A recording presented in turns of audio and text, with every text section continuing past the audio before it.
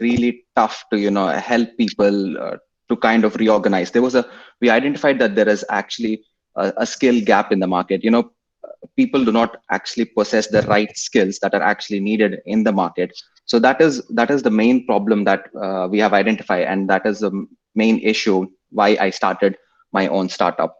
Well, primarily when it comes to Swiftly, we want to do like our job platform where job seekers are actually in the driver's seat, where everything is actually designed according to the job seeker's perspective. So when you actually go on to, let's say, LinkedIn, when you go on to different sites, Indeed, Monster, and when you actually try to find a job, there are tons of jobs. How do you know that you are actually fit for the job? Do you have any data to rely on? Do you have and how exactly do you know that the recruiters are actually looking at your profile? Because there are a lot of systems that are actually built to scrape candidates, because there will be a lot of candidates applying to the jobs. So all these are actually built to scrape uh, the rest of the candidates. But that is not our view. Our view is something that as a job seeker, you should know your own market, and according to your market, you have to upskill, and then depending on that, you can actually land a job. That is the primary idea of Swiftly. When it actually comes to the journey of Swiftly, and when it comes to the journey of startups, I would like to actually address with a few actually very, very important steps while actually starting your own firm. First, most important step is to actually identify a primary problem. So the problem could be your personal problem could be your friend's problem, your relative's problem, society's problem. It could be anything that is in your notice, and then you actually have to see what is the scale of the problem. Okay, is it for a small group of people that you're actually solving it, or is it a global problem? So depending on that, you actually first have to identify the problem that you want to solve. After you have identified the problem, the next step is to actually do a market analysis. The market analysis could be a lot of things. Market analysis could be okay, as I've said, you have to investigate a bit more about the problem. Starting from, okay, which are the target groups that are actually facing this problem, and then how the intensity of the problem. Later on, you have to kind of run your numbers on, okay, how do I solve this? There, I mean, this is a modern world, so the solution that you come up with, there will be a existing kind of solution, or another company which is actually doing it.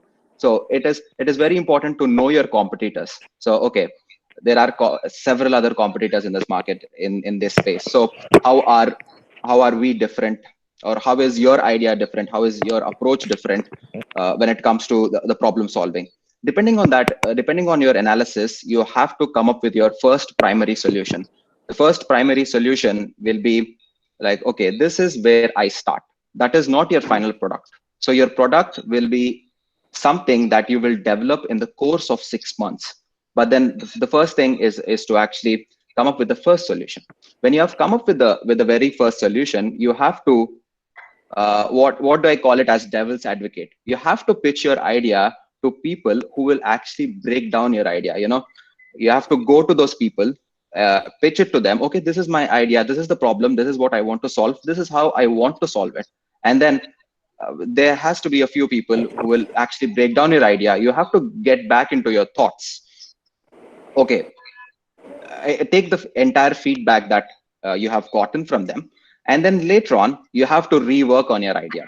So after you have reworked on your idea, and then when, let's say, you're confident about launching your own, let's say, launching a startup, it is very important to know that you shouldn't build the entire, let's say, if it's a software application or an app, or it could be anything, you shouldn't build the entire thing all at once. The first important step is if you have to do an alpha product, which is a very, very basic first implementation of your own idea. So once you have done this alpha launch, because you don't want to spend a lot of money, so after you have done this alpha launch, tested with your few customers, then that is the phase where you actually decide the roadmap of your product, and then decide on what we call it as MVP, minimum viable product that you can go to the market with. So after you have gotten this MVP ready, that is when you go to the market, test with the MVP, take feedback from your customers, and then start building the product. In these steps, I mean, it sounds easy, but in going from, let's say, alpha to beta, there are a lot of steps. But the most important thing, you shouldn't be a lone ranger doing this. The first most important thing, you have to gather a team that you think that are actually necessary to complete this entire project, I would say.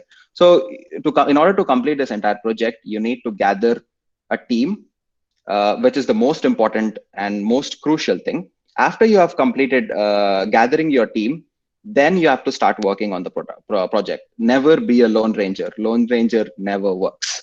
So once you have launched the beta version, and then you take this product to market, and then you go on raising capital, then you kind of build step by step. So never do everything at once.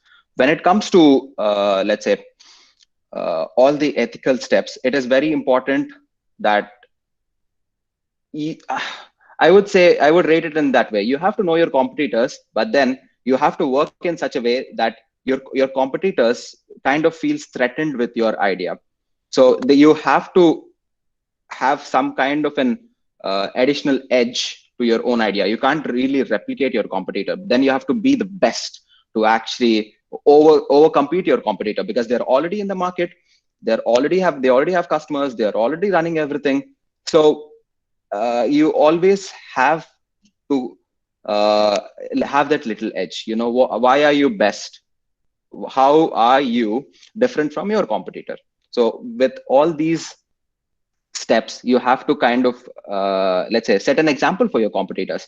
I would actually take an example of two companies, Bijus and White Hat Junior.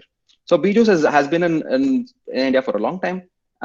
They have been in this education space. You're all students, you might be knowing them. And then suddenly White Hat Junior launched with, okay, coding for kids, which Bijus hasn't really touched upon. And then 1.5 years into White Hat Junior, Bijus bought them because they were a threat to your own competitor. I mean, your competitor kind of felt the threat that, okay, you might outgrow them.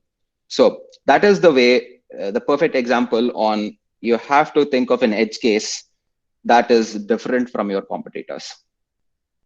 And yes, and there are tons of things that comes around you.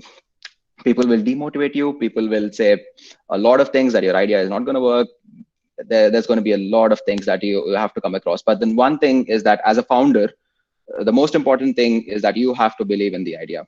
If you don't believe in the idea, then it's hard to convince anyone. So as a founder, you have to believe in the idea. At the same time, you also have to be ready to receive input, because we're not superhumans. We know the entire thing in the world. So we have to actually be ready to accept the feedback that others give. At the same time, you have to have your own confidence in your idea.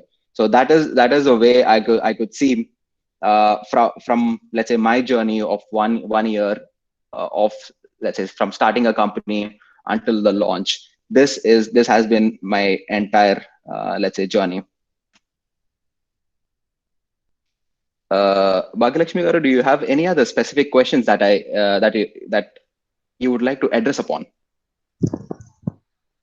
Means what are all the legal steps to be followed in order to launch a startup?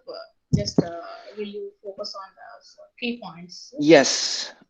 Okay, when it comes to the legal aspects, you have to check the geographical location of your own company wherever you're starting. You have to take into, let's say, you have to take into the privacy laws. You have to take into all the things that are concerned to privacy, legal, because you can't really replicate your competitor's product, because they will have trademarks. So you have to take into consideration of what are the trademarks. Even the source code, you can't really copy from somewhere. You have to look into GPT-3, even if it is open source, if it is GPT-3, what kind of an open source, what are the copyright issues? How are you dealing with these copyrights? Every single step that you build has to be your own, and you always have to recheck that if you're taking it from someone, take it legally. That is the most important thing. Always check for trademarks, always check for copyrights, because that is where you, as a startup, you won't run into that issue right away. You will run into after 5 years of running the startup really good, and someone go ahead and sues your company. Okay, this is something that we have worked on, this is our design, this is our concept. So you have to really focus on, if you're it's easy to, I mean, it's you have to get motivated, of course, looking at your competitors products, but also the motivation you have to create your own. And always check into, primarily for all the technical startups, look into copyrights, look into trademarks.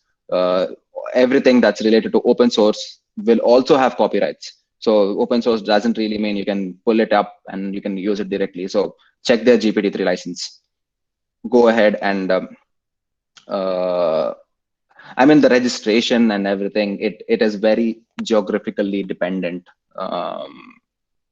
I haven't started any company in India, so I don't really know on what are the legal issues that you have to take actions on starting a company and startup. But I heard that India is definitely a very friendly nation when it comes to startups. You have tax benefits, you have tax rebates for your first employees, and you don't really have to pay taxes on a lot of things. So take that advantage, because that advantage are nowhere in the world. I would say that is the best advantage that India has for all the startups, and it is a huge market that is going in.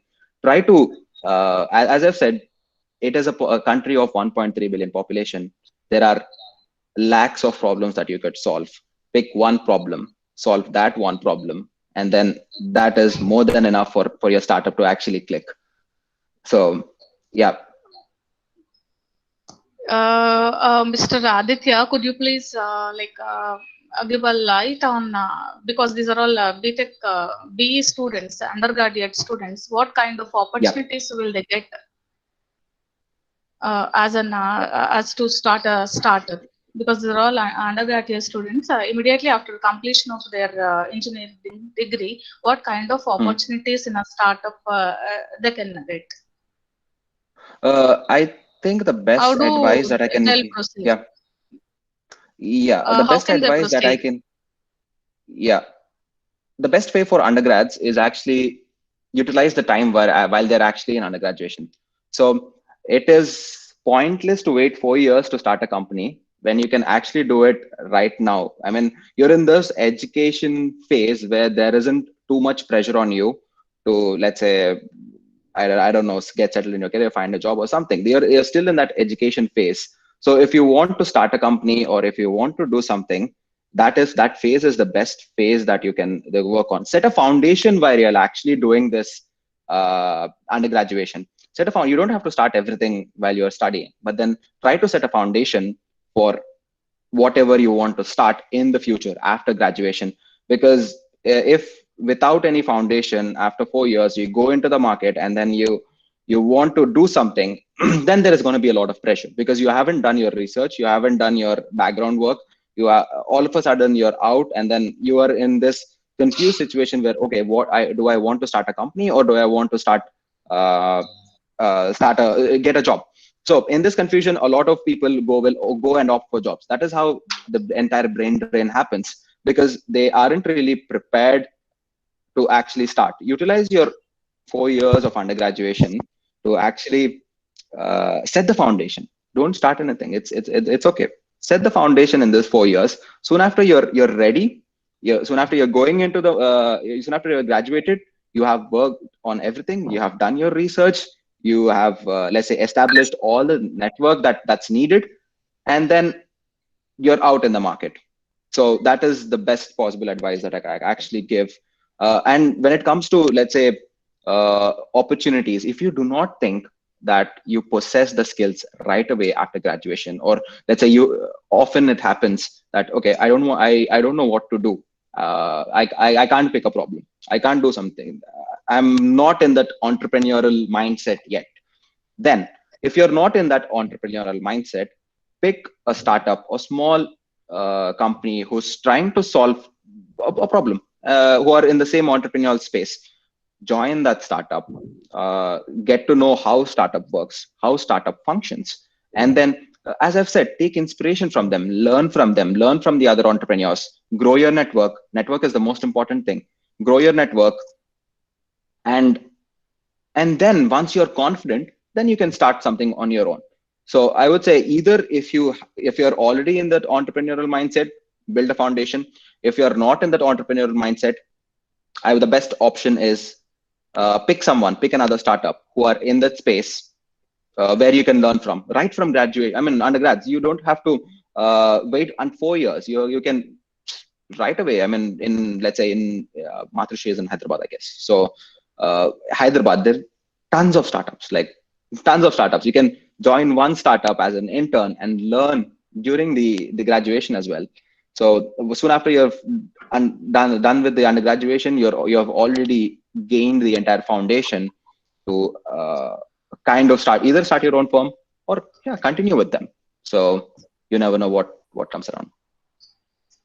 Yeah, thank you for that, Mr. Aditya. Could you please give some insight on how internships are going to help our undergraduate students? How far the internships are going to work? One thing I truly believe in that is internships are the best offerings a company can do, or for an undergraduate, because one, they don't have too much expectations on you. The entire motto of an intern is to actually learn. So when you're actually applying for internships, I mean, don't go ahead and search on LinkedIn, or apply for some intern position. That's not going to work. When you're actually searching for an internship, let's say if you're in electrical engineering, computer science, pick a startup that is, that is in a space that you would like to work or research. Then approach the startup, approach either the founders. Usually all the entrepreneurs are very welcoming. So approach the founders. Once you have approached the founders, go ahead, give them a brief introduction about your profile, get in as an intern, because one, you do not have any pressure to, in a job you will have a pressure to perform. As an intern, the entire expectation on the intern is to learn and then be beneficial for them in the future. So definitely choose an internship, pick an internship that provides value to your resume, also that kind of is useful for your own upskilling. So I would say that's the best thing. You use it. Thank you, Aditya, for that. From participants, anyone would like to ask anything to Mr. Aditya? You are welcome. From the participants.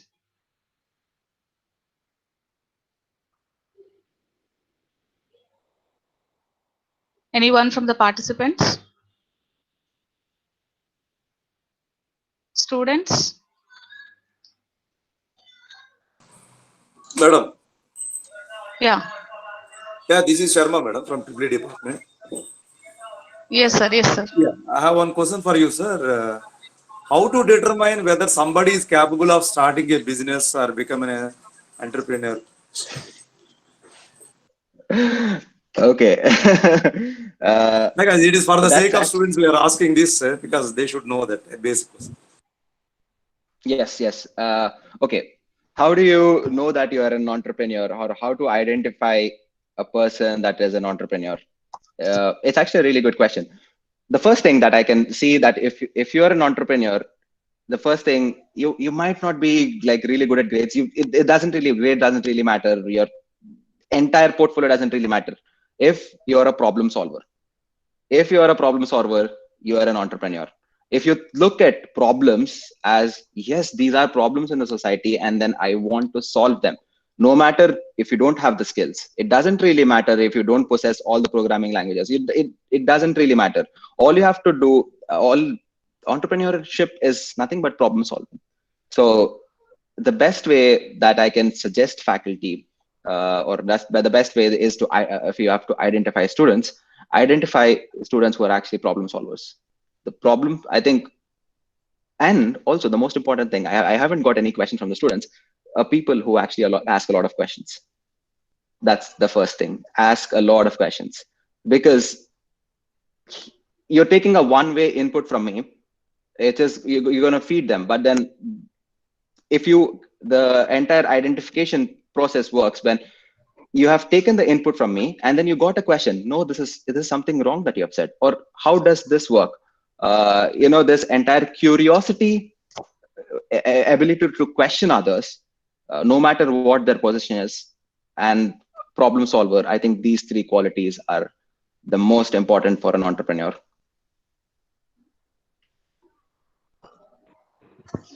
So thank you, sir. Thank you for that. Anyone else from the participants?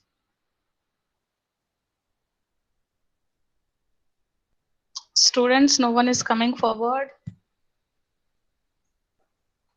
Hi, sir. I'm Shravan. Yes, Shravan, tell.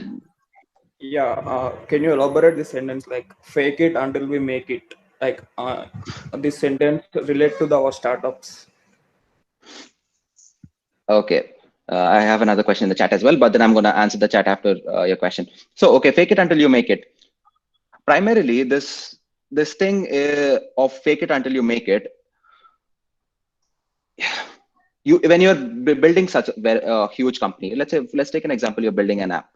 Okay, for an app, you need a lot of things. You need AI, artificial intelligence. You need a hell lot of things. But then that includes cost. So you have to pay that cost to actually build this entire system. So what we call in research terminology is something called as Wizard of Oz. I don't know if you have seen that movie, Wizard of Oz. Wizard of Oz is a very interesting concept. The concept of Wizard of Oz is you don't have an artificial intelligence system actually behind the computer. You actually have a human interacting with the other user. So in order to actually build this entire artificial intelligence system, you have to spend a lot of money. So instead of spending that whole chunk of money, you have to fake a few things to actually prove something that works. So in order to prove something that, okay, this is a good concept, this is something that is really interesting, and then you fake the entire, let's say, artificial intelligence system so that people can understand the potential of the system. And then you can start building on it. So instead of, I would say the very first example that I've given, you shouldn't build the entire product and then go into the market. You have to fake a few things if needed. So fake a few things if needed. You don't have to, let's say, if you have a booking system, you don't need to have hotels. Fake that you have hotels. Check and see. Check and see your customers' response. Check and see how it goes. Fake a few things, and then actually go ahead and build the entire systems. I think. Am I clear with the answer? I'll take a stab at it when I speak. There are multiple examples you will say, but that's a very good question, and people take it very differently. And that is where you will break in your seed rounds. So if you overfake it, it will break. If you underfake it, you will break. So it's a balance you need to make. But that's okay. That's a very good question. Yes. And then I have a question from C. Pratap. Okay, what are the challenges you have faced? Okay, I think the primary challenges that any entrepreneur faces is actually gathering a team, because as I've said, you can't put a one-man show. So the biggest challenge is gathering a team and retaining the team, because as a founder, yes, you believe in the idea, but 6 months down the line, nothing works. So it is very important to actually kind of keep your co-founders in the same motivation level. So that selecting your team is very important, and then the entire spirits of the team has to be high. Otherwise, because startups don't get overnight success, it's a process of building a company. It takes years to build something. So in this process of building it in so many years, you have to keep everything intact.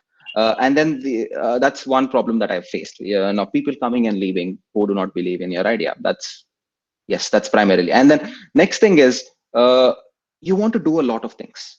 I want to implement this feature. I want to implement that feature. I want to implement this feature.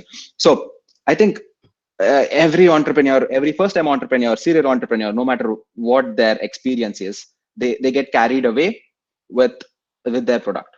So very important challenge. If you get carried away a little bit too much, it's not going to work. So focus on, let's say, shorting down your entire product to one single concept or a step, then go ahead and implement it. I think I have done that mistake as well. I planned a lot and then I failed, and then I had to reiterate, reloop everything. Okay, we have another question. Should MVP be necessarily a basic product? What if we build MVP with most of the features? If you build an MVP with most of the features, that is not called an MVP. So MVP is something that a basic product that goes into the market and fetches your first revenue. So that is the definition of MVP. You do not need to have all the features in. That is why a product roadmap exists. So when you have the entire product roadmap, you show, let's say, the investors like, okay, we have this live, and then we plan to do these things. So it is very important to jot down your entire features, and then the best thing, you take your top 10 features, list them in the priority order, select the top 5, strike down the top 10, implement those top 5. That's it. If you're going for multiple, I would only rate the first one, but if you want to do multiple features, if you think that they are important for your product, then obviously that follows under the umbrella of the MVP. So very, very, very most important thing, keep the product very, very, very basic.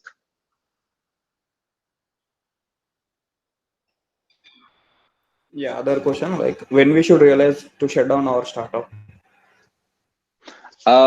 That's a very good question, actually. I would take it, if you want to shut down your startup, do it now. Don't even start it.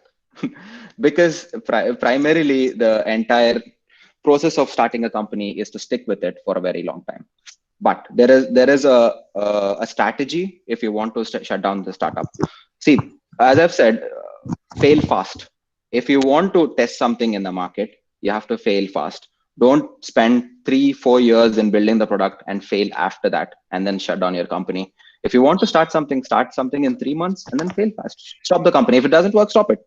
If you think that it's not working, stop it. But the most important thing is you fail fast. Don't waste years in building something and failing after that, because that's going to be a jolt on your confidence. So instead, fail fast. Okay, if you have multiple ideas and you want to test multiple ideas, start with your best idea, go ahead, fail fast, go ahead with the next idea, fail fast. But I wouldn't go for that approach.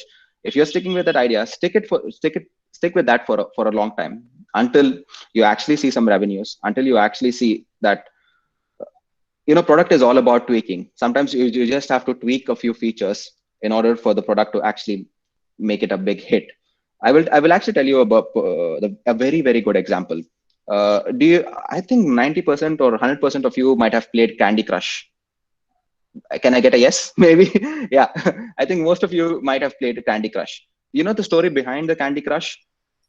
Candy Crush is actually a Swedish company here in Stockholm, King, the makers of Candy Crush. They are let's say a gaming company. They have developed a lot of games. Everything failed. They were about to shut down their company. And then it's the last 3 founders who were left in the company who were about to shut down the company, but decided to do one last game for fun, for their entire journey of Candy Crush, of their 5-6 years of journey of King. They decided to do one last game. And then that turned out to be Candy Crush. And then that Candy Crush became a huge hit in the world. So what if they have quit without doing that game? We wouldn't have had Candy Crush, and then King wouldn't have been this billion-dollar company. So it is all about holding your horses for that one last step. The perfect example is also India. In the context of India, I can actually give one more example, which is also a Swedish startup called Truecaller. Truecaller was this company where they started in Sweden. Their entire product was a failure in Sweden because of all the privacy issues. I will actually get onto an important point after that. Because of the privacy issues, everything failed, and then they weren't really able to run the company. And before they have closed their company, they decided to launch it in India. And then after launching it in India, they have become a unicorn. Why? Because the need was more in India than in Sweden. Point being, you have to pick your geographical location very carefully. You have to know that, as I've said earlier, you have to know your customers. If you are your customers in Sweden, US, India, that is the only place your product is going to work. Instead of closing your product, I would say try a new customer segment if it works. Check and see if it works in another geographical location, different demographics. It might work. So yeah, it's all about testing, failing, retesting, refailing. It's a loop. So you have to keep iterating your product.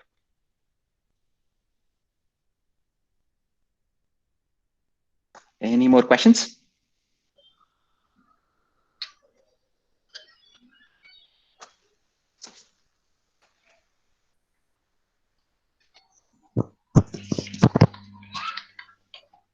If you're too shy to talk, then just post it in the chat. Yeah, it is already given in a chat box. Sir, what do you do? Okay. Okay, what do you do on a daily basis to grow as an entrepreneur? Yes, I think on a daily basis, if you have to grow as an entrepreneur, one, you have to research a lot. It doesn't really mean you have to research a lot in your own field. You have to know about what other companies are doing, what other startups are doing, which space are they capturing, and then I think networking is the most important thing on a daily basis. You have to network with people. You have to move around with those who are in the similar mindsets. I mean, co-entrepreneurs. So on a daily basis, you have to read entire how this entrepreneurship works. There are a lot of books on entrepreneurship. There are a lot of books on lean and agile startup. So you can read a lot of books. If you don't like reading, look into YouTube, which is the best free source to build anything from, I don't know, an app to rocket science. Everything is there. So you utilize YouTube, try to learn as much as possible, try to upskill. We are in this best generation of internet where we have solution. Google for everything. Yeah, just Google it. If you want to check, okay, what are the legal problems in India? Google it. If you want to check, how do I raise seed funding? Google it. If you want a pitch deck template, Google it. But after taking it, adapt it to your own needs. That is most important. Do not copy and keep it in your platform or an app or everything, and then reuse and everything that's available on the internet. Tweak it, which is the most important. Tweak it until you make it. Okay, next question. I feel working on a startup like swimming from the middle of the ocean to the shore. Aditya, yes. let me take that. But this is an entire talk itself. Yes. So folks, that's a Parisha. So Parisha. So that's it's like, what are you trying to do versus, like, what have you told? I mean, what have you been told? Bhaglakshmi garu. So if it may, let me take over if it's okay for you. Yeah, okay, no problem. Okay, all right, sounds good. Aditya, thank you so much for introduce yourselves and then start. True, sure. So hey guys, I'm Pratyush Dr. Pratt. Like people call me that. I'm currently in Jersey, US. I'm holding vice president, head of platforms and solutions and governance in a mid-sized startup. We don't call it startup anymore. We're 5 years old. So I'm not a founder, but I am the early joinee in it, and then I stick with it. So we are in multiple spaces. We started with the data management and enterprise data solutioning product specific to InsurTech, to right now in digital marketing. So we are growing. So whatever Aditya helped in terms of, like where is your MVP started and how you are adding features.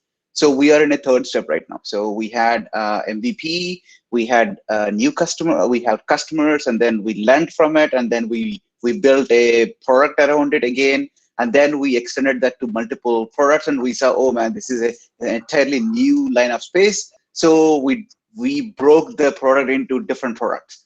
So we started with 3, and now we are at 75 folks in the company. So that is where we are. So and then I lead entire engineering and product spaces, and in BI Plus. So taking, like Aditya covered very well in terms of how a startup is made, but startup is just a word, folks. You just need to understand it's another way of saying that's my business, or that's the way I lead people. That's all it cares. Don't come on to it. Talk to, I mean, an example is going to be, Aditya mentioned about, society issues, or what are the problems that you have, or your friends have, your parents have. That's how any company started. A company is nothing but your problem. You found a solution, and that solution can help million more people. That becomes a business. That's all you need to think. That actually answers Parisha's question too.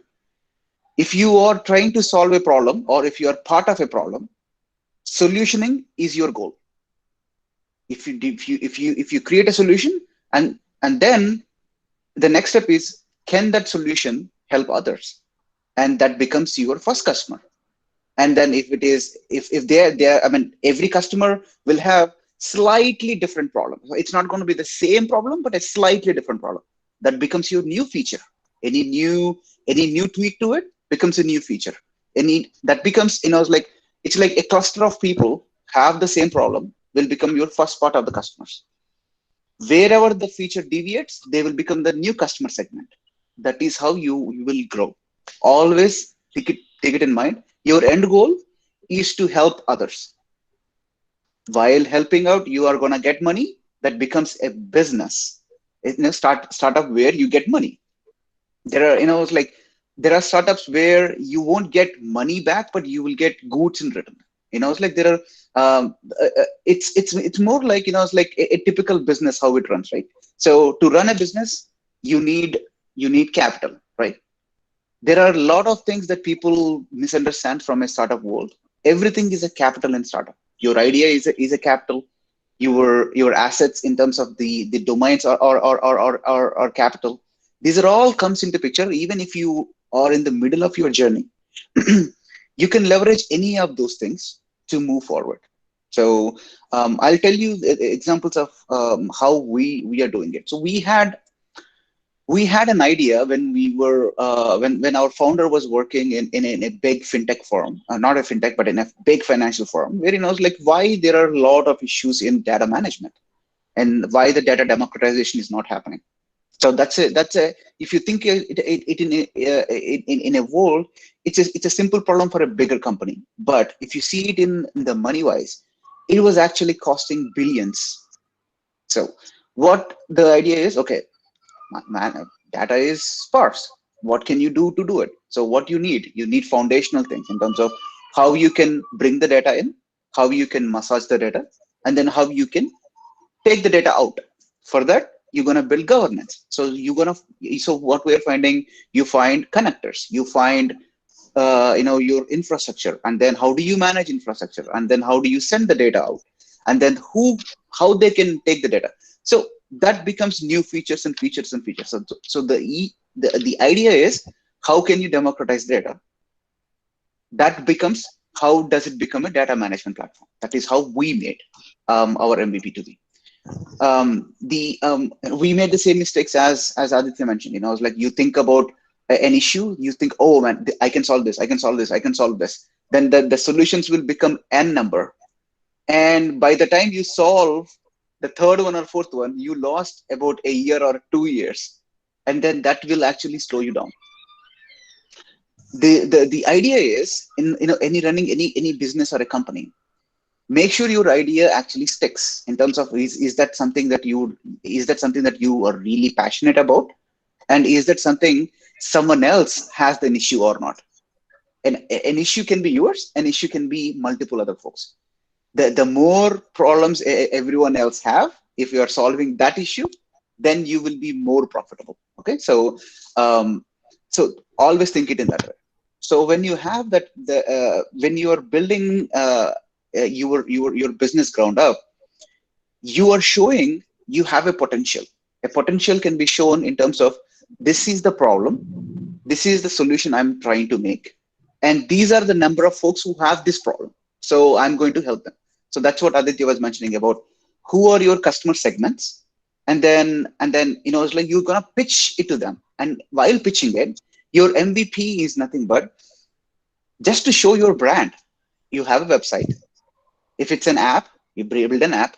If it's a business model, you go into the market and show the business model. If it's a new invention, you show it to the folks. So that shows, yes, this idea has potential. This is how many people it is helping, and because of it is helping, it will give me a revenue path. That is when you will have more eyes on you. The second thing is, money, right? It's like certain things you can build from your garage. Certain things you need big support. Start with the ones that you can build from your home itself. That is where those MVPs are built. So you don't need many number of folks. You can have your friends in, for example, you're at all undergrads. So Aditya mentioned, like, don't wait until 4 years to start anything. If you have an idea, you can start anywhere. It's like, what we're going to say is, the idea is the important part, and then the research behind it, in terms of, is this really an issue to me, or is this really an issue to someone else? If it is someone else, how many of them? If it is how many of them, is it here, is it in India, is it anywhere else?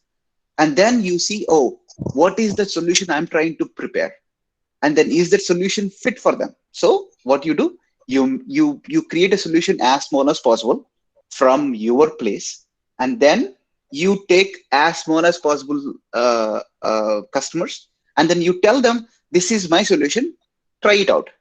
That will show you whether you have a potential or not. So one of the questions that came in was, how do you know you're an entrepreneur? That's all. And Aditya said it very, very clearly.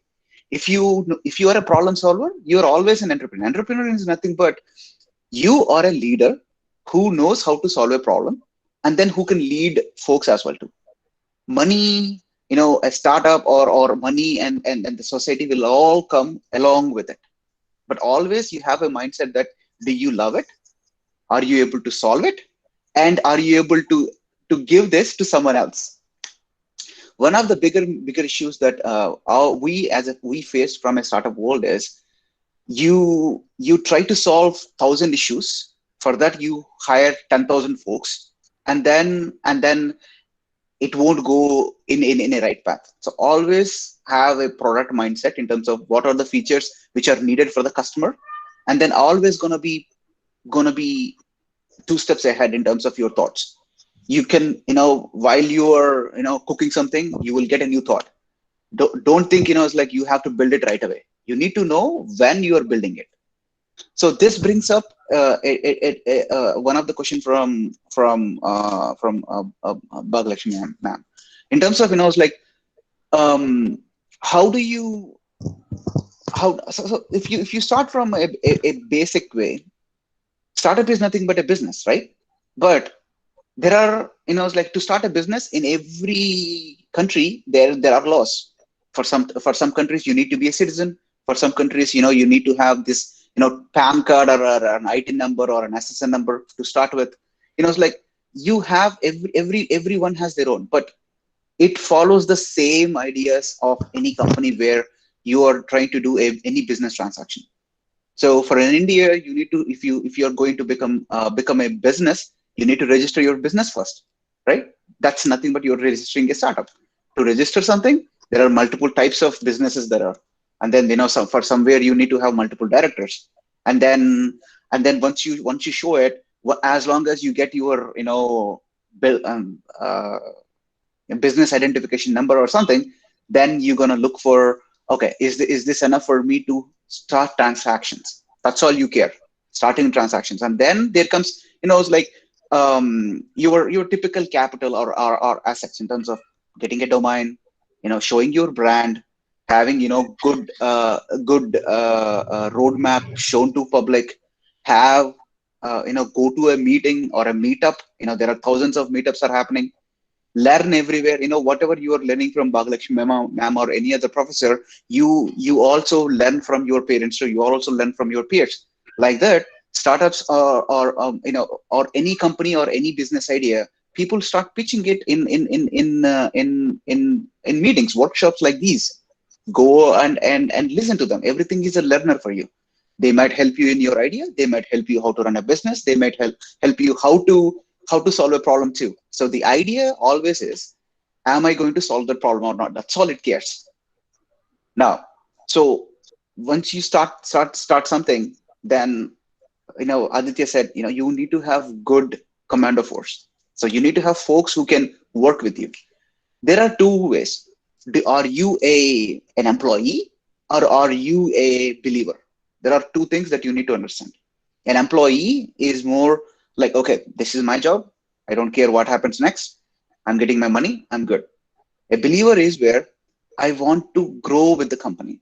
I want to grow. I want to grow with this idea, not just a company. I want to grow with this idea. This is something that I believe in. Those are the ones are really helpful for you in your long term. Always have those along with you. And when you have these ones, all you are trying to do is, okay, this is my problem. My solution has 10 steps. I'll build 4. I'll start working it out towards, pitching it to others. That is where your branding and your presentation will come in. Aditya mentioned it very well. You need devil's advocates at your end every step. So the idea we follow here is, any idea you have, you do an elevator pitch. Always you will have an elevator pitch with you. That will explain. Can you explain your idea to a non-believer? As in, if he is not in your customer segment, but you need to explain that idea. That is when you will understand what are you trying to solve, and are you able to explain it. That's all it cares in any place, any business. You go to a shop, right? It's like, why do you go to a mall? Because someone told you about it, or you researched about it. And then when you go into a mall, you go into buy a brand. Why do you go to that brand? Either someone told you about it, or you researched about it. And when you go into a brand, you have certain relationships. Every business works in the same way. So make sure you're going treating this in that perspective, and then you will fail. So it's not like movies, folks. Make sure you are understanding. Real life is not like movies. You will fail, but the good thing is, when you fail, you know how not to fail the next time. So it's with any business. It's like, you never have to be. It won't solve on the next minute. Not everything can be solved by a code.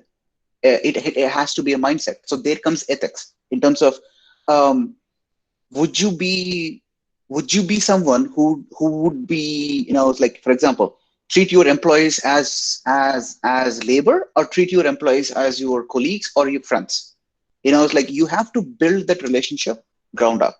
And then how are you giving back to a society, where you are growing up? So if you're understanding, every business or every entity has relationship with public.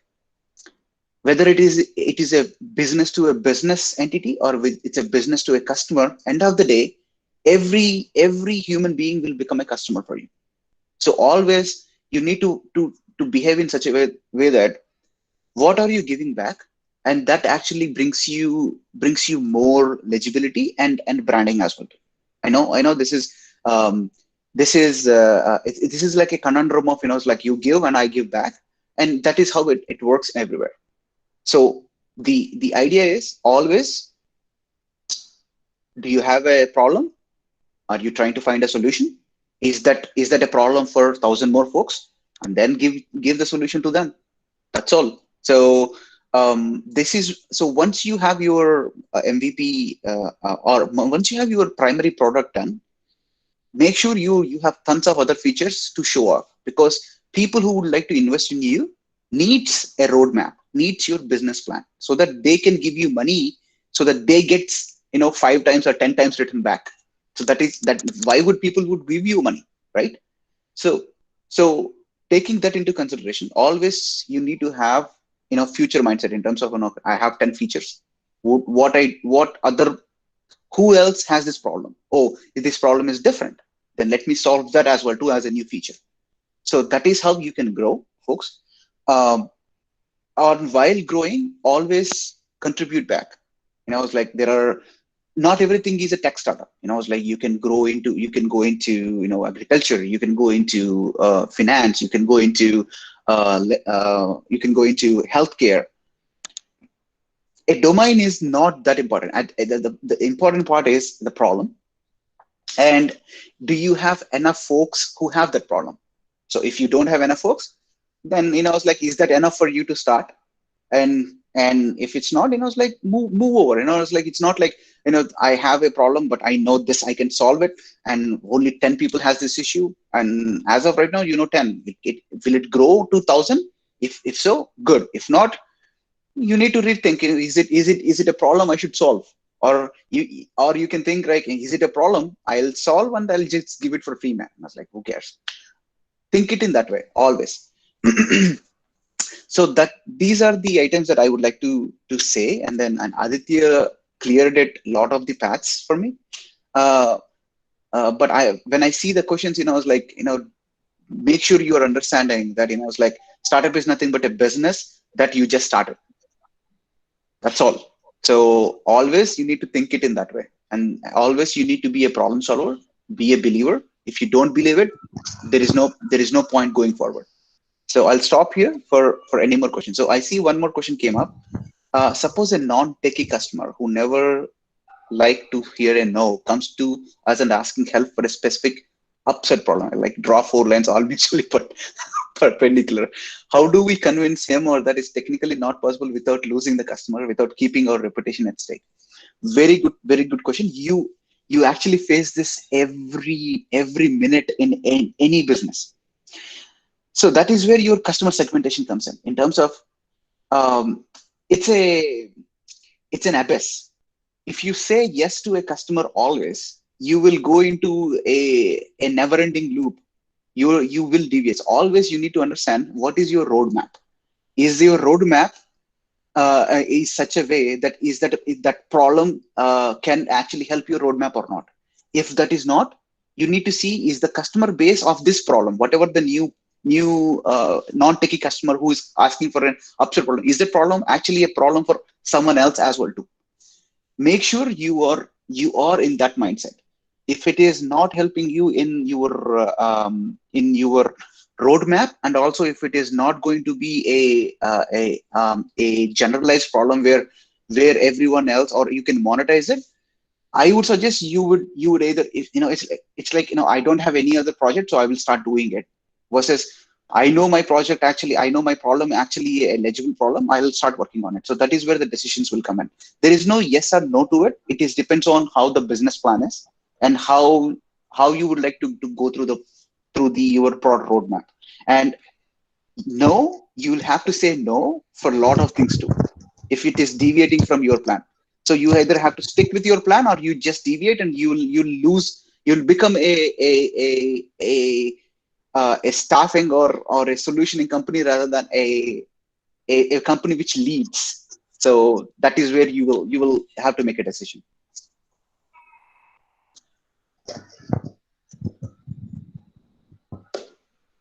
All right. So Yeah. I'll open up for any questions now.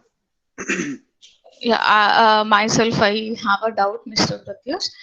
Suppose students are graduating in a certain, suppose engineering students itself, they're graduating in a certain engineering field, but they have a business idea completely not at all related to their field of education. How far is the success rate? Oh, very successful. Take me an example. I started with my electronic and instrumentation engineering. I went into AI and robotics. I did my PhD in psychology. Now I am heading a data management firm.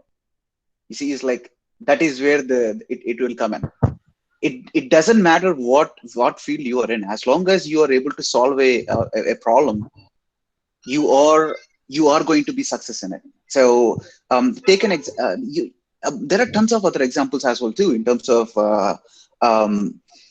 To solve a problem, technology is not a key always. You need to understand that. It's like if you are learning something, that doesn't mean it will help you always. You need to have your problem solving skills. You need to have your communal skills in terms of you are not just one who are trying to solve. You need to have other folks who have to help you out. So there are certain other skills that you need to get as well too. So people who are in the engineering fields, they always see a conundrum in such a way that it's like, am I doing the right thing at the end of the day? After they'll hit it after 4 years. I don't want you to have that at the end. You have it. If you have a problem, you know how to solve it right away. It's like, what is stopping you to solve it? Do you need to know new technology? Learn it. Do you need to know more branding? Do it. Do you need to have more connections? Go to meetups, go to workshops, go, talk to people. That is where you will grow. It's like, and to answer your question, it doesn't, for myself, it doesn't matter, as long as you have a zeal to solve it, and you love to solve it. Yeah, thank you for that. Any other questions from the participants?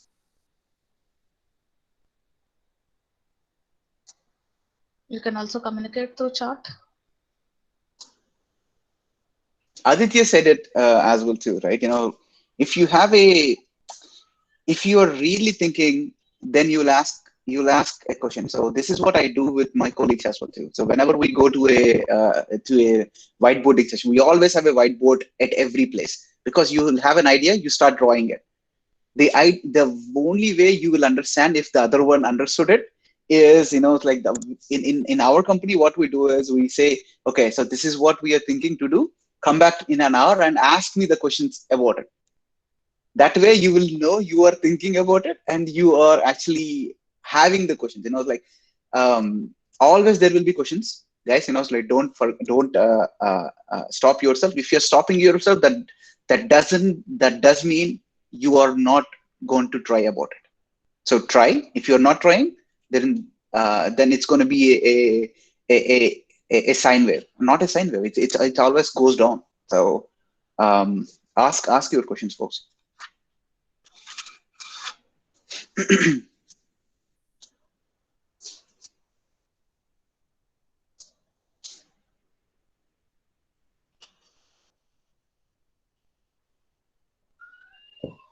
Okay, so I see I'm not hearing much, but one thing that I can actually, yeah, go ahead. One thing I think, one most important thing I think we both haven't covered, I think they probably should know when to raise capital. Right. Right. So for me, I may be a bad example, because we started with a huge capital from our savings itself. So as of right now, we are in a stage to go into multiple seats. So that is where we are seeing, oh man, we had a business plan where we have a money flow is also coming in, and that is actually sustained us for 5 years. Now we would like to grow more, so that's where we are going for the seed rounds. But I would let you answer that, Aditya, because I wasn't in that stage yet. Probably I am in that stage, so I can probably answer that question. When is the right time to actually raise capital? One, don't try to get into these accelerators, incubators, or any of these things, because none of these are actually going to help you when you don't have a product. The purpose of these things is actually to accelerate when you have a product, when you have customers, is to give their network to actually grow big.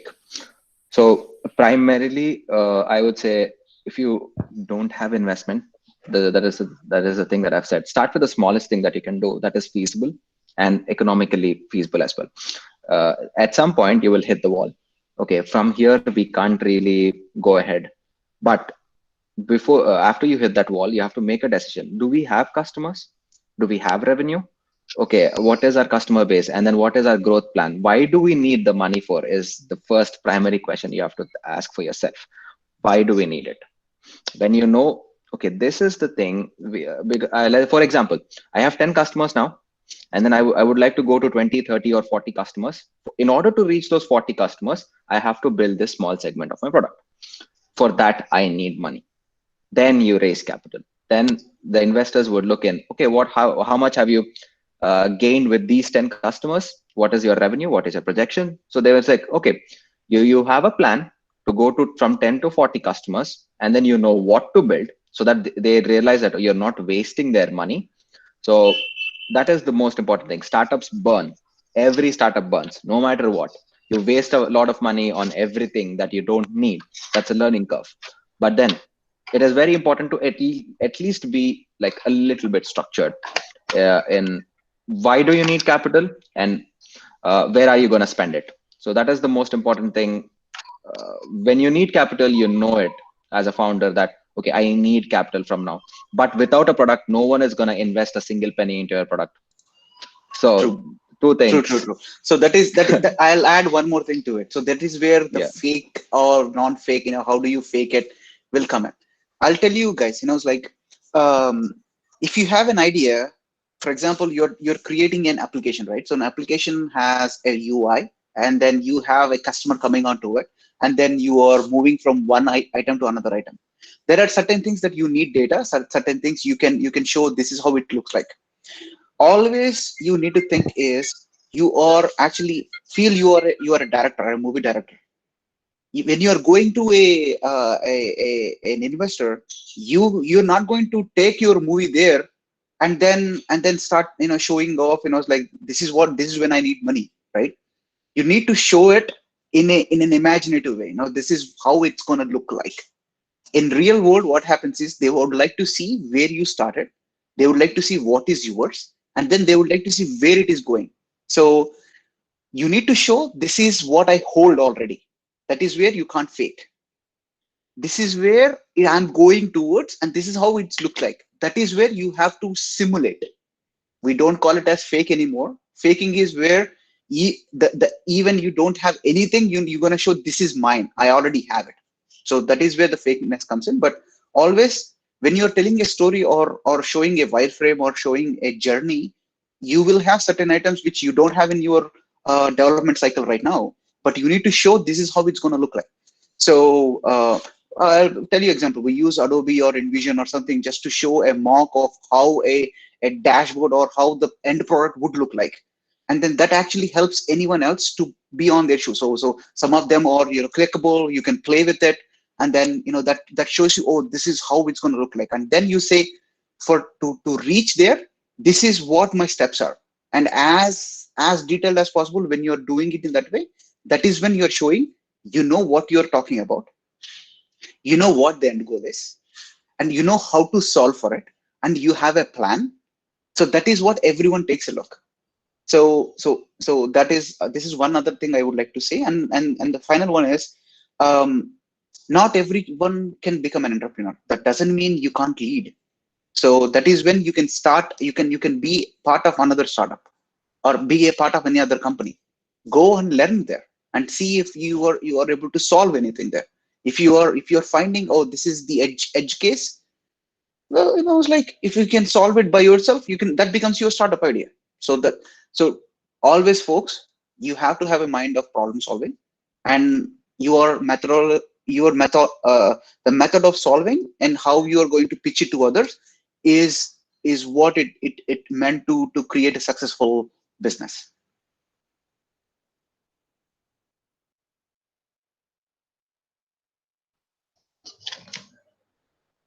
Yeah, any more questions or clarifications from participants' side? Do you want to ask any doubts? I would like to ask it out if everyone are ready for it. Okay, so I see 64 folks join, and now it is 51. I'm hoping everyone is a student. So Bhaglakshmi Gar, so is this all final years, or are those in middle? There are second, third years are also there. Third years are also there. Okay, sounds good. How many of you already thought of creating a startup versus how many of you have an idea which is already working on it? I know not everyone can speak at once, but I am going to put a number here and tell me if that is a good number. 25 is where people not even thought about startup. 10 is where people started thinking, oh, the startup is something I would like to go towards. And the rest is in the between. Okay, as of right now, I'm doing my studies. I'm not thinking doing anything else. Just go with the studies. How is it going right now? So if it is going it in this way, folks, make sure you are open-minded and you know what the life is after 4 years. So if you are third year, you only have 1 year left. You can still start right now in terms of preparing for it, whether you would like to be a leader, whether you would like to follow a leader, and then I was like, then you can't just wait until the end of the 4 year term and then start thinking about it, because you will be way behind. Good, Pratik. 15 shows what? Rest. Sir, we are a group of five people, five friends. We have formed a group. Good. We have been working since first year, Good. and we are always really eager to do something. We are always in found of problems. We have been started that way, and Good. we really got a problem which is very essential in this British society, and Okay. we have also participated in some hackathons that gave us a picture that it's very required. That is somewhat required product. So Nice. we have approached some investors. We have explained to them our product. It's still going on, sir, but we haven't started our product yet. We have built a prototype that's in a hackathon, and we still want to develop it more, build it more. Good. So you say trying- you have your MVP already? That I can't say totally. So it's not a MVP. Okay. So you have a business idea. Yes, sir, we have a business idea. So you have a business idea, and then Yes, you went to hackathons to train yourself and also see how you can move forward, right? Yes, yes. And then you went to investors at that moment. That may be We have after we have built that product in the hackathon. Just there are number of ideas in hackathon, right? So we have Gotcha. chosen one, and we have researched it more, and then we came Nice. to that. That's very essential in the society. We Good. have also Do you have numbers to prove it? we have approached few like some close people like doctors who Right. we know. Right. It's product related to medical field. So Right. Do you know if this is something others already did it or doing it? we have researched it, but as enough in India, yes, there's already a product, but it's too costly. I mean, it's around 80 or Right. 90,000. That's okay. So you That's are in that stage. It's very good. Always, like when you're going to anyone else, make sure you have your pitch in terms of explain me in 15 seconds. What are you planning to do, and how is it going to help me? And then if you have a plan like this, like this is very good in terms of you started on the first year itself, and you are going in the right direction itself. Always you have a roadmap in mind. What happens is, when you are starting like these, you'll always deviate. So make sure you have someone who brings you back to the route. And the other thing is, always you have a way to show off your MVP. So make sure you have a brand or a talk that is ready at any moment, and then find out in your roadmap what else do you need. That is when you can either bring investors, that is when you can bring more folks in, that is when you can bring help.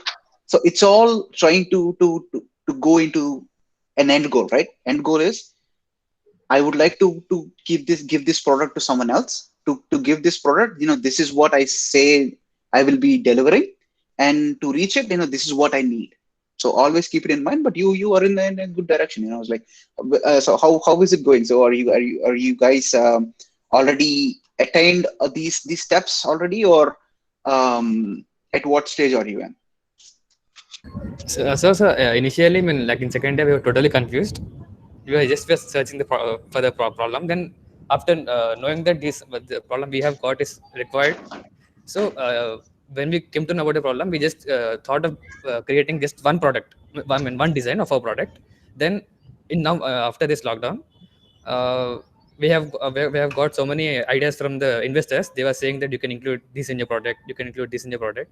So we came to the conclusion that our product can be designed in many ways, based on the True.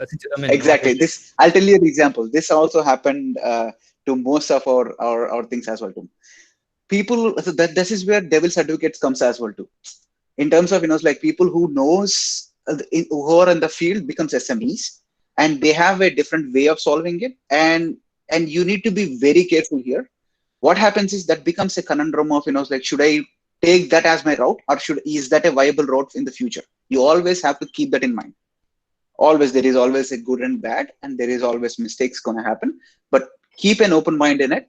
Any SME will give you a 100 ways to solve your problem, and then you have to be in a mindset where, is that a viable route? Is that going to be cost effective? Is that going to be future proof? Is that going to be open to my other problems? Because let's say you are solving for a medical field, right? In a medical field, you're solving for a doctor. A doctor can have other items related to it. You may not know now, but your business model or an idea has to be open enough to make that deviation or make that change to it. So keep it in mind always. And then that is the question about, like a customer is asking for an absurd problem, will you be taking it or not? So this is one of the other issue. Go ahead, Pratik. Yes, I would like to actually add one thing to that one. Pratik, I mean, you guys are doing a right job, but always remember one thing: investors are not your customers. Right. So never ever listen to them, because they're all about, they think is how to get revenue into the company, which might be for a short term, but for a long term, customers are your actual, your product has to be driven by the market, not by your investors. That is where a lot of companies fail, a lot of companies shut down, because investors will try to overrule the company because they have put in the money, and then sometimes they have the right to do it. So very important, they are not your customers. So, but if the investors are also your customers, then listen to them. Let's say if the investor is a hospital, then yes, a hospital chairman or something, then yes, then listen to them, because they know what they're talking about. So if the investor is, let's say, from another field, a politician or something who doesn't know anything about the hospitality industry, but then who would like to drive the product in a different direction, then it is upon to the founders who have to check and see, are they the right investors for us? Because choosing an investor is also very important, because you shouldn't deviate from your product. Yeah, sorry to interrupt in between. Once the participants, I request to switch on the camera once. I would like to take a screenshot of it. Just once, sir, you can continue. I request all the participants once to switch on the camera. All right, let's start with Pratik. Yeah, Pratik, you can. It's okay. So Pratik, yeah. So what are you going to? What are you? What is your next step? So now, at this stage, we came to know that we really thought that every customer needs a different design. Initially, we thought just to our product is only confined to army people. Then we also thought that why only army? We can also go for any civilian use. Then in civilian, we get like teenagers, old people, then middle age. There are so many categories. So for each of them, we can design a different product. Same product with different design. I mean, got it. So we are getting some ideas and feedback from. Good. We are working on it. So what is your timeline? Always, folks, have a timeline in mind. You can't be open-ended any time. So somewhere you need to run, somewhere you need to stop. What is your timeline? For MVP, we have thought of 6 months. Okay. What is the timeline to release the first product itself? Your MVP is going to be, yes, it's a first product. Okay, let's say. Yes, sir. 6 months is when you would like to get your first customer? No, we have we have this confused between 3 or 6. Okay. Okay. Now let's come back from you take so walk back. So you would like to give an MVP in 6 months. Do you have everything to reach that goal?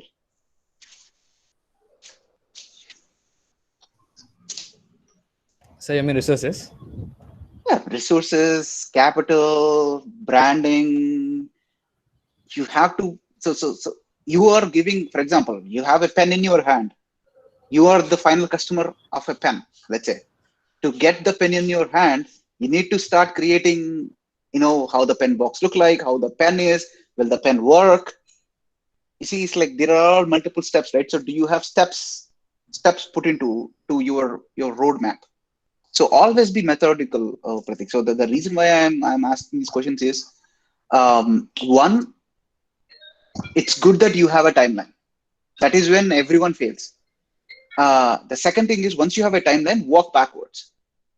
In terms of to reach the timeline, do you have what else I need? And then you walk backwards for each goal.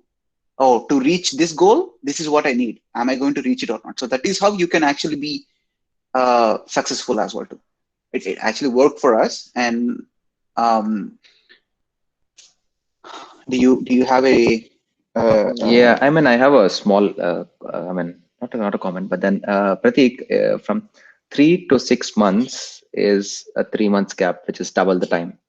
So it is a wide, broad range of spectrum that, okay, somewhere between 3 to 6 months is our product release.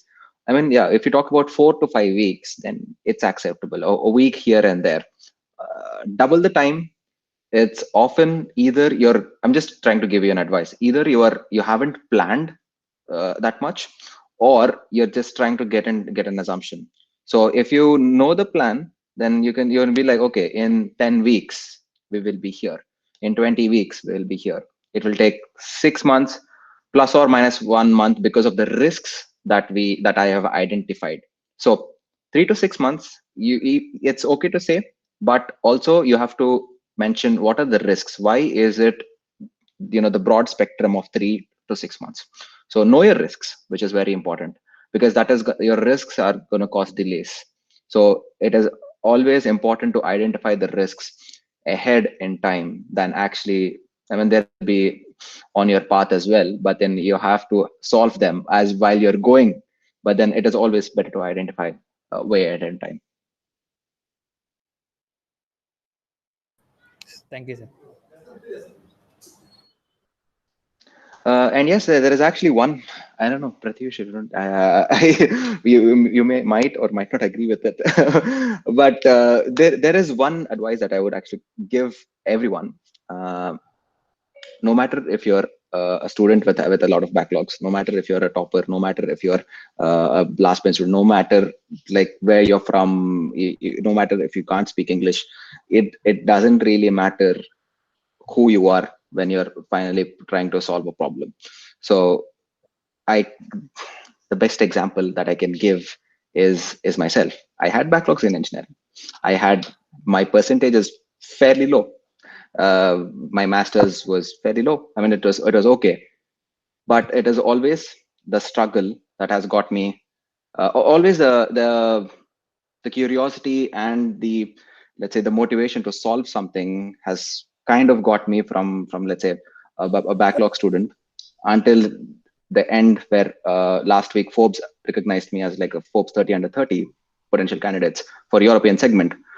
So it is the entire journey of, no matter where you're from, no matter how smaller of a background you have, anything is reachable. So all you have to do is never leave it.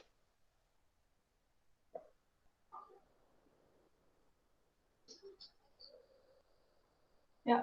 I agree with you, Aditya. I agree with you. So, so these days, whenever I have my team is divided into innovators versus followers. So, innovators are, I don't care where you are from, which school you are from, as long as you are able to solve problems or you are self thinker, I'll take you in. A follower is where, okay, you need to tell me what the problem is, I'll solve it for you. And then yeah, that is also fine for me. It's like, but they are not innovators anymore. So I always have that, and I don't see how is it going. But from an education is a must. Make sure you are having, there are certain other hurdles that you will face in the future world. So always you have that in mind. But that doesn't mean it will stop you to grow your company or your idea. So keep it in mind. Always have a problem solving mind, and always learn. So that is one other question that someone else. What do you do every day to grow? You do every day is just to learn something new. That's all. It's like you start your day with learning something new, and you end your day with learning something new again. That will help you either now, that will help you next 6 months, that will help you next 10 years. But always you have to have, and sometimes it's like you have to be focused. For example, as Pratik was mentioning, in terms of, let's say if he put a 6 months as his goal, and then he's walking backwards in terms of reaching that goal, everything will become a new learning point for him. So that will become, today I'm going to solve this problem, and for that, what I need to learn. Is it business related? Is it money related? Is it going to be work related, technology related? You will start going into that. Is what you will do. Always you have your goal in mind. Always, this is what I'm trying to reach. These are the items that I need to fill, and this is how I all and also give back to the society, folks. Make sure, it's like, that is what, businesses does it at the end, but start from beginning right now. Always treat your fellow colleague fairly. Always, treat everyone fairly, and make sure that, you are open-minded. And then when you give, you get to. So, and then, it's like where you are coming from, for example, I saw so many startups that are giving back to the neighborhood they came from. That is where most of the startups are starting from. And I would suggest, it's like everyone go through it. That actually empowers others as well too, and empowers the society. That not now, but in the next generation or next line, it actually gives you more. You're like, you're giving them, and so that you can get after 5 years. Like you can think it in that way. But always, folks, it's like give back to the society, and treat everyone fairly.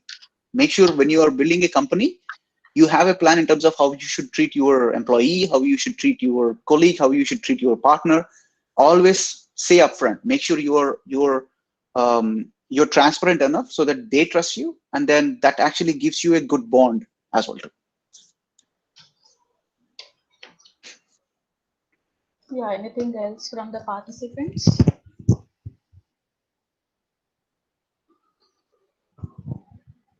I think all the doubts of participants have been clarified with the two speakers. Before closing the session, I would like to thank you both, Mr. Pratyush and Aditya, for clarifying and addressing all issues related to the startups, and clearing how to start with a basic idea, not to confuse with the multiple ideas and all. Knowing competitors, like how your product is different in the market when compared to the other people. Addressing these things looks very simple, but these are all important points to be considered while starting a startup. Right? Thank you for sharing your knowledge with our students. And last but not the least, I would like to thank Mr. Bhuvan for kind communication from so long to arrange such a successful event. I would like to thank our management, principal, or department head also for giving opportunity. This kind of events need to be organized in order to give some insight about startups, which are not a part of our curriculum actually. Right? This is very interesting thing to interact with the industry people, so that students can get some kind of information which can't be shared in our regular curriculum kind of thing. Thank you very much for that, sir. Any closing note you would like to say, sir? Mr. Aditya and Pratyush? I think I've covered most of the things. Good luck. Yeah. Start your first firm project or whatever it is. Success will follow. Never leave anything. Exactly. And do it wisely, do it ethically, and do it, Yeah, community driven. yeah, that is the most important thing. Finally, you have given ethical thing, give back to the society. Such kind True. of products, I think, definitely will encouraged by the True. industry people and the markets also. True. Thank you very much for sharing your views by providing your valuable time to our students. Sir.